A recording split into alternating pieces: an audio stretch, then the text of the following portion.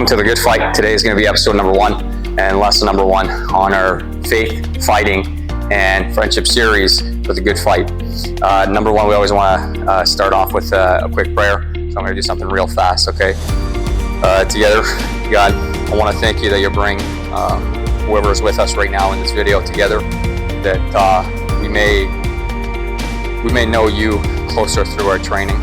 We may grow closer to our training partner in friendship, and that we may grow in strength in our skill set. Amen. So what we're going to work on today is going to be multiple layers. It's not going to be too long. The first thing is going to be sensitivity development, post our footwork, understanding our structure, understanding a little bit of rhythm and what that actually means. And from there, we're going to wrap it up. We're going to look at it one more time, and that'll be it. Okay. So to start off with, since today's going to be episode number 1, we need to understand our Thai boxing structure. Okay, so you're going to put your 2 feet together. If you're on screen, you're going to have to act. I'm going to be doing it from my proper position, so you're going to have to flip it in your head. If you're a southpaw, what you do is you lift your right foot up. Okay, if you're an orthodox right-handed person. If you're a southpaw person, meaning that your left hand is dominant, power style, you want to turn that on a 90 degree. So what I'm going to do here is I'm going to lift that right foot up, turn it on a 90 degree.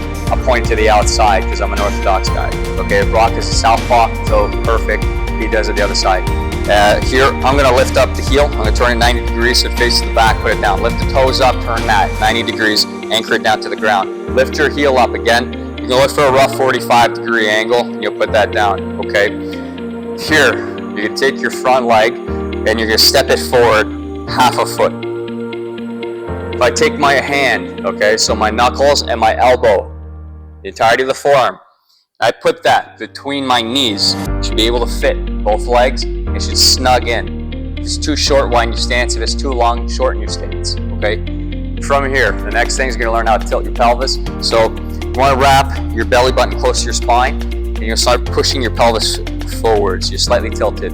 Right now, most of the weight's going to start on the back leg, so you'll look about 70% of your weight's on that back leg. You take your hands, you can imagine putting on a hoodie. Boom. Okay?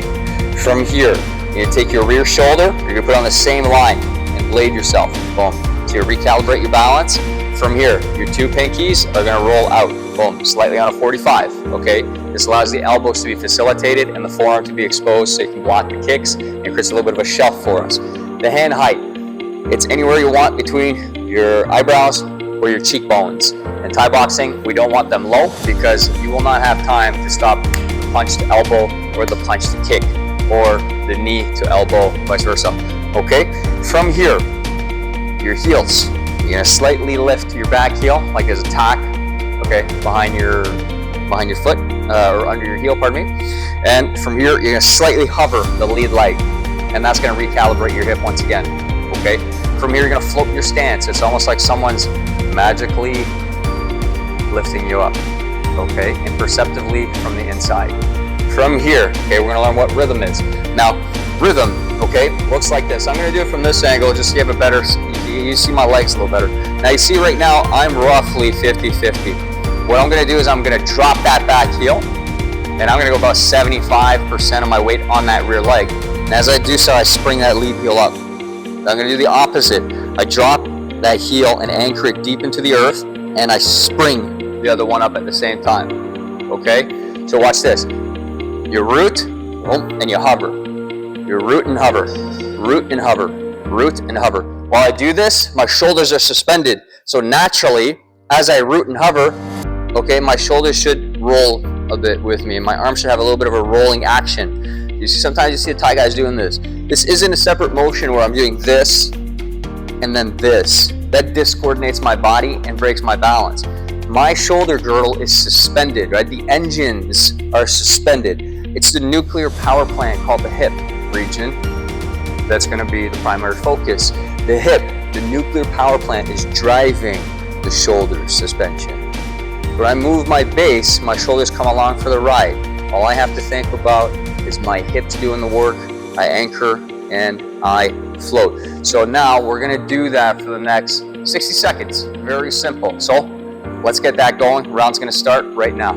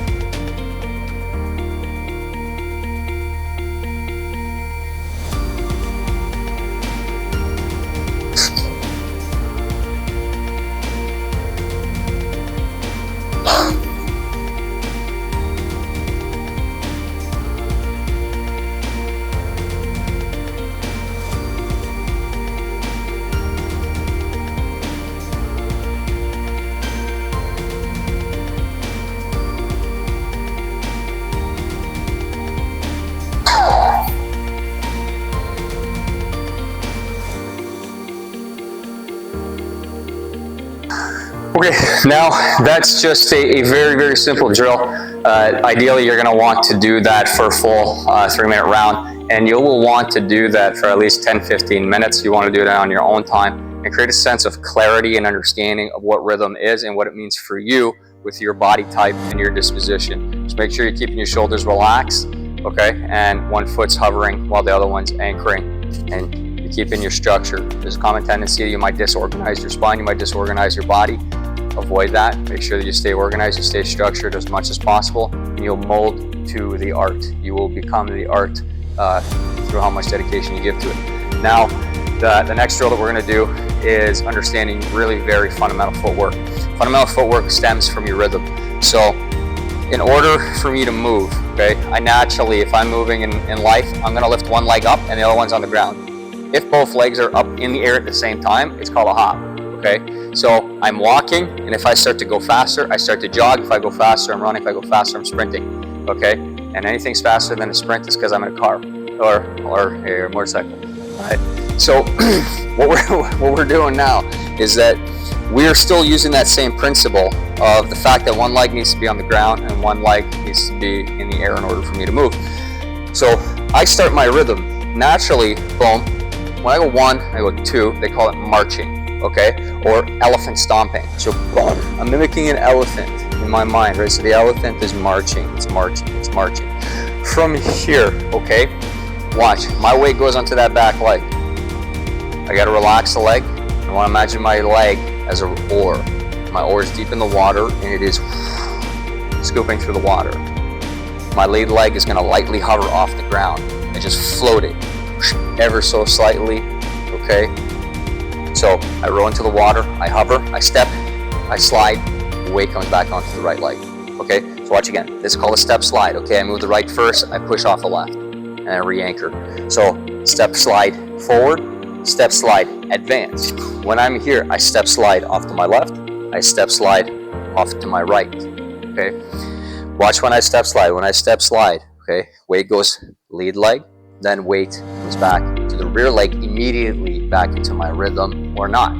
But the point being is understanding that you have a choice. When I step back, rear leg, back onto the lead leg, back into center and rear leg.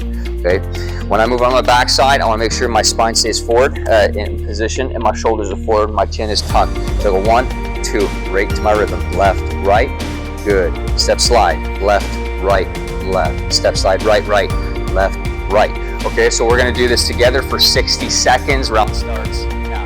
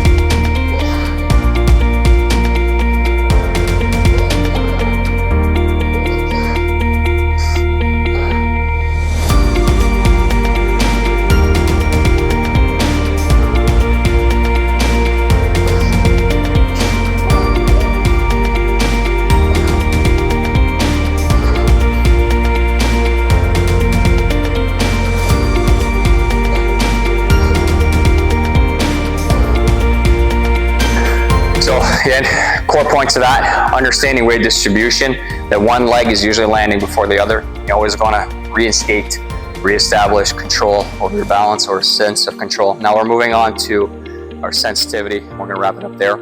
Sensitivity is the ability that to feel the environment, okay?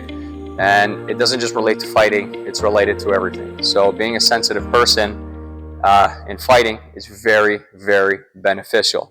It doesn't mean that you are fragile. It just means that you can feel things, okay? Here, the environment being my training partner, my brother who I respect. What we're gonna do for this drill, okay, we're gonna incorporate our structure, our footwork, our rhythm, and sensitivity. How we're gonna do so is that we're gonna have a pop, okay? We're gonna have our hand, or we're gonna structure up. 2 hands are called the guard, and we're gonna hinge the elbows. My guard placement My elbow is a fist and a thumb length away from my own rib cage, okay? Here I could put my wrist in alignment with my elbow. Okay, so it should be directly on top to start off with, just for reference. I'll do it on this side as well. Boom. Now you'll notice what I'm gonna do is I'm gonna hinge that wrist forward ever so slightly. I'm gonna protract my shoulders. I'm rolling my shoulders forward like I'm trying to stretch them forward. So Rock is going to go into his rhythm. I want to match him. So now I am using the environment to guide me as to what or where I need to deliver my weight. Here's how we're going to do it. Rock is going to start by putting his weight on his lead leg. I'm going to match that with my rear leg. He goes onto his back leg, and I'm going to match it with my lead leg. At some point in time, I can make a choice that if he goes onto his lead leg, I stay on my lead leg. Then when he goes on his rear leg, I go on my rear leg. These are the two general big weight transference timings, okay, that you'll find in a fight. It's either we match forward or we match back, okay, or he goes forward and I go back, he goes back and I go forward. So the drill's gonna look like this. Rock goes into rhythm. I'm gonna follow his rhythm, but I'm gonna choose which distribution I'm gonna go into. Juke, juke, juke, juke, juke. I'm gonna shift.